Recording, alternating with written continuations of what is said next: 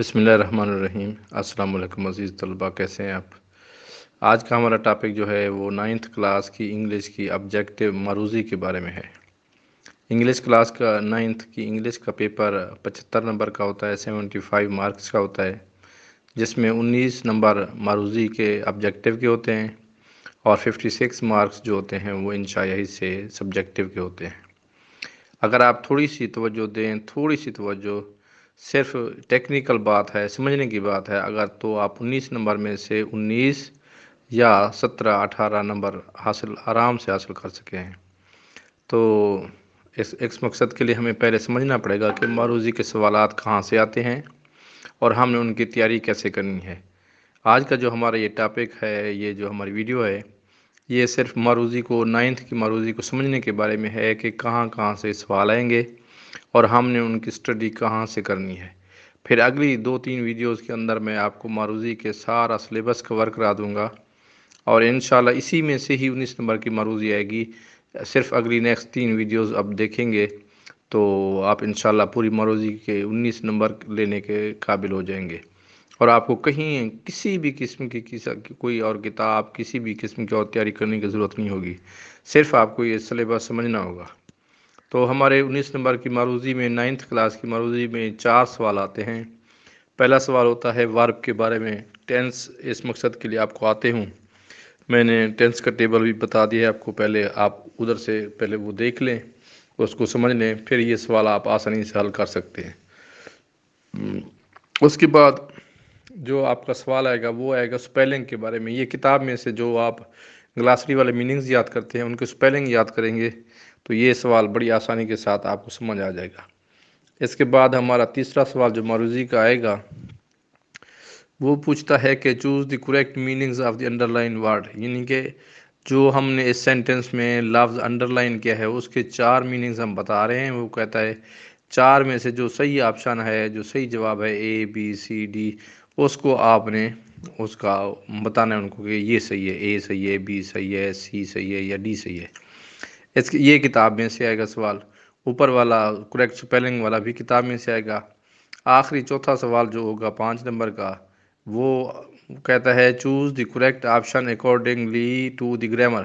Grammar کے لحاظ سے یہ آپ نے ٹاپک چننا ہے کہ یہ چیز کیا ہے، یہ بھی کتاب میں سے آئے گی۔ صرف ایک پہلا سوال جو ہے ورب والا وہ ٹینسز کا ہے، باقی تینوں سوالات آپ کے 14 نمبر کے جو ہیں وہ کتاب میں سے آئیں گے۔ 5 نمبر کا پہلا سوال جو 5 وربز ہیں وہ ورب کا ٹینس کا سوال ہے۔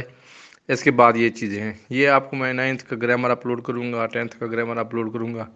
انشاءاللہ آپ مکمل معروضی ٹیکسٹ بک، ان کے سوال جواب، جو بھی آپ کا پورا 75 نمبر کا پیپر 9th کا ہے یا 10th کا ہے، آپ انشاءاللہ اس کو حل کرنے کے قابل ہو جائیں گے۔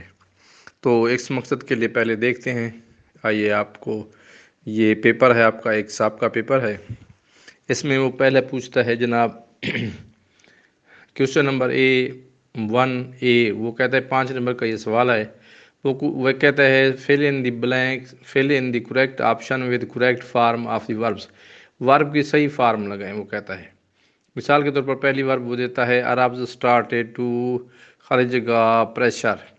اب ایک پہلا آپشن کہتا ہے ماؤنٹس، دوسرا ماؤنٹیڈ، تیسرا ماؤنٹنگ، چوتھا ماؤنٹ۔